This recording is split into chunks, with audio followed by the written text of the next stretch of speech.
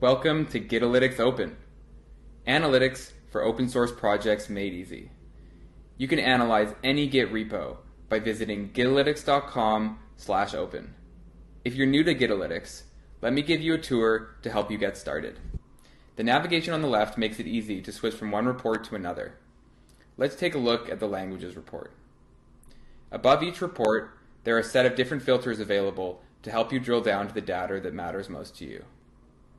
Let's filter out changes to the codebase involving JavaScript to get a better idea of what else is changing in this time frame. Looks like there was a markdown spike on Friday the 26th. Inspector is a great way to drill in and gain more insight. Let's click on a day to see what's changed. Looks like some pretty big updates to the React events readme.md. Here you can see we're breaking down the changes to this file into 4 different work types: new, refactored, others churn, and self-churn. New work are new lines of code added to a file. If lines of code are being modified and they are originally older than 3 weeks, we call it refactored work. If the modified lines are less than 3 weeks old, we call it churn work. We break churn down further to let you know if the lines were overwritten by their original author or by someone else.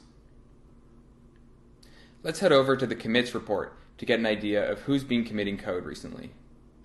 Here we can see a simple commit volume chart that tells us how many commits were made to this repo on each day. The gray bars are a comparison to the previous time period.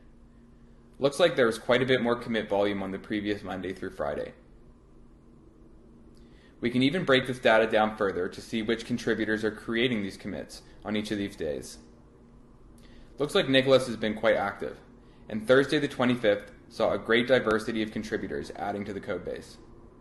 We can use Inspector to get a bit more context around what was changed.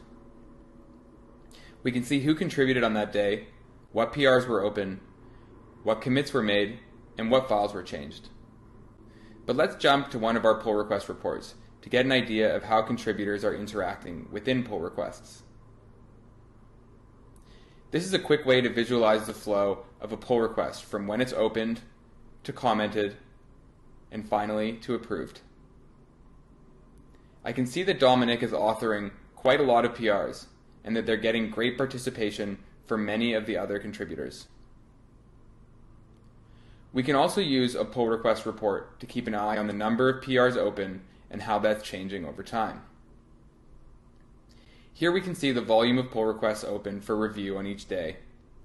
It looks like there was a good amount of merging on Thursday to Friday. That's a good start, but there's so much more to see. We're excited to offer our full suite of reports and analytics to the open source community. So have a look around and tell us what you think.